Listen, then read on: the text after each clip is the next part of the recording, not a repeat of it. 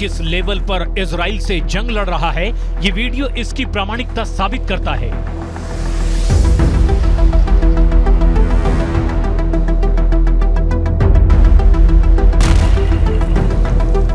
ये गाजा में Israel camp पर हमले का वीडियो है। सटीक निशाना लगाकर हमास के लड़ाके इजरायली डिफेंस फोर्स के जवानों को दफन कर रहे हैं, जिन्हें हमास के कमजोर पड़ जाने की आशंका थी। ये वीडियो उस आशंका को समाप्त कर रहा है।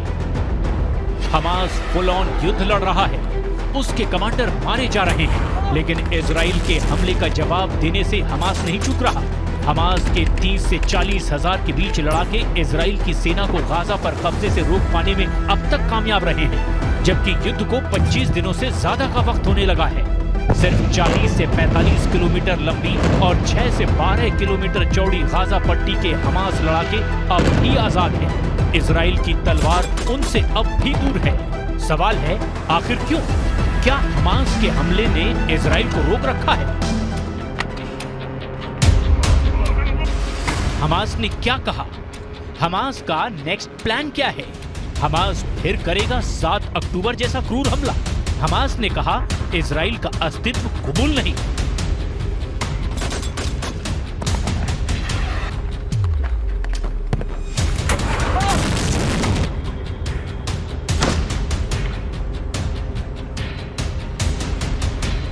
हमास का ये लेटेस्ट वर्जन है कि गाजा के जलने की उसे फिक्र नहीं, फिलिस्तीन के जल जाने की भी उसे चिंता नहीं। हमास 7 अक्टूबर की तरह मौका मिलते ही इजराइल पर हमला करेगा। गाजा की तरह इजराइल में फिर कत्ल होंगे, लाशें बिछेंगी, मासूम मारे जाएंगे।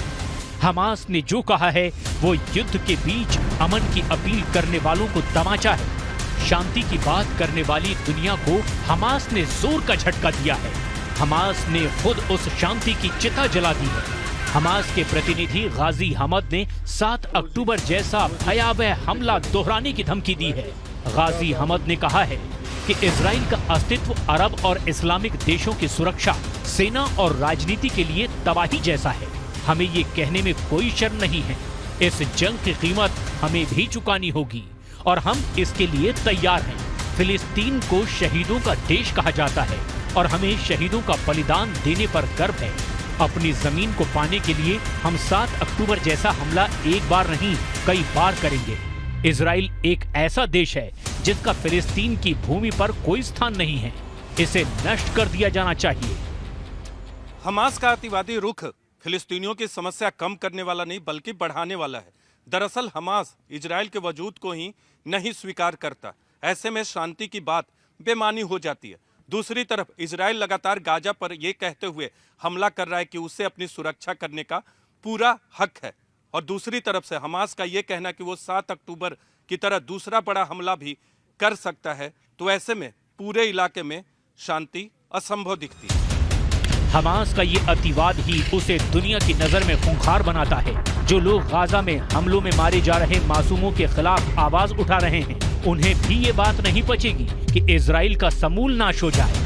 हमास मानता है कि इजराइल को दुनिया के नक्शे से मिटा देना चाहिए, तो इजराइल को भी हक है कि वो अपने वजूद की रक्षा करे। अंजाम जो होना है वो अभी हो रहा है। पूरी गाजा पट्टी इस वक्त मौत की धधकती भट्टी में तब्दील हो गई है।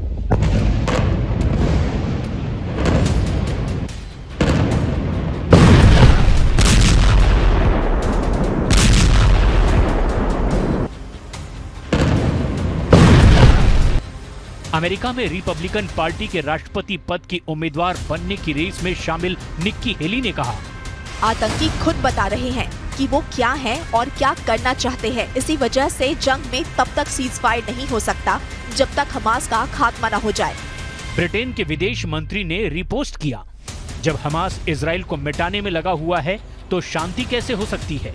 हमास के अधिकारी 7 अक्टूबर जैसा हमला दोबारा करने की बात कर रहे हैं।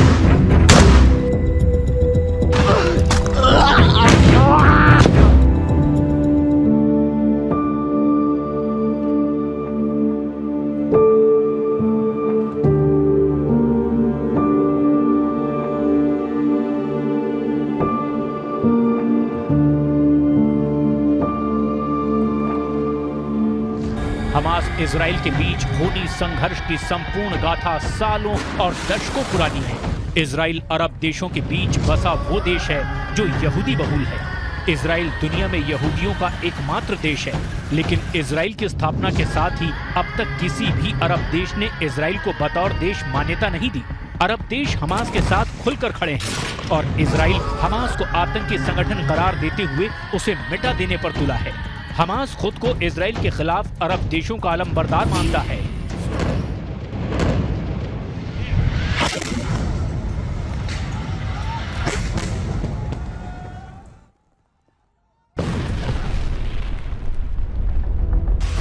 हमास ने इजराइल के खिलाफ अपने ऑपरेशन को अल-अक्सा फ्लड नाम दिया है। इजरायली पुलिस ने अप्रैल 2023 में अल-अक्सा मस्जिद में ग्रेनेड फेंके थे।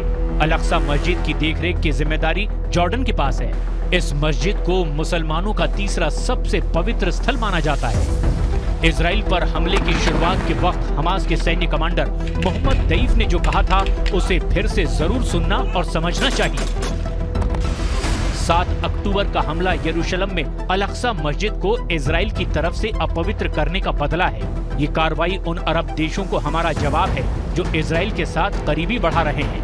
हमास का इजराइल पर 7 अक्टूबर का हमला भी इससे जोड़कर देखा जा रहा है कि इजराइल और सऊदी अरब के बीच दोस्ती होती है। सऊदी अरब इजराइल को मान्यता देता है तो बाकी अरब देशों के लिए मुश्किल हो जाएगी। ईरान, कतर, मिस्र, जॉर्डन, सीरिया, लेबनान और तुर्की जैसे देश इजराइल और सऊदी अरब के बीच किसी भी तरह के संबंधों के खिलाफ खड़े हैं।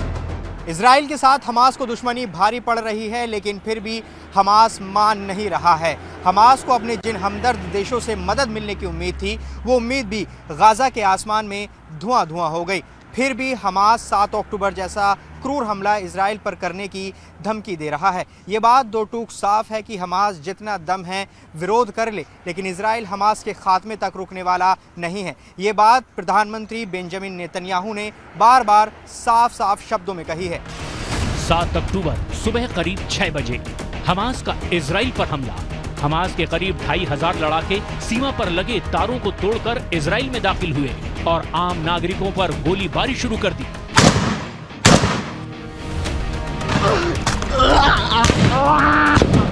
इस दौरान हमास कई इजरायलियों को बंधक बनाकर गाजा ले गए। हमास ने उस दिन इजराइल पर 5000 रॉकेट दागने का भी दावा किया था। हमले के कुछ ही देर बाद इजरायली सेना ने जवाबी कार्रवाई शुरू कर दी।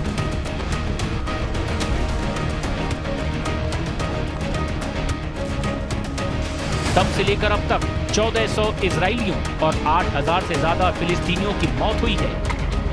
हमास के किसी भी दावे में कोई दम नहीं है जब तक अमेरिका और पश्चिमी देश इजराइल के साथ खड़े हैं। इजराइल की ताकत का असर देखिए कि वो यूएन के महासचिव से भी इस्तीफे की मांग करता है। अमेरिका इजराइल की रक्षा के लिए लाल सागर से लेकर भूमध्य सागर तक बेड़ा उतारता है। इजराइल इस वक्त किसी की भी सुनने के मूड में नहीं है। जमीनी और हवाई हमलों में हमास के कई ठिकानों को तबाह करने के साथ ही अब इजराइल ने जंग को समुद्र की ओर भी बढ़ा दिया है।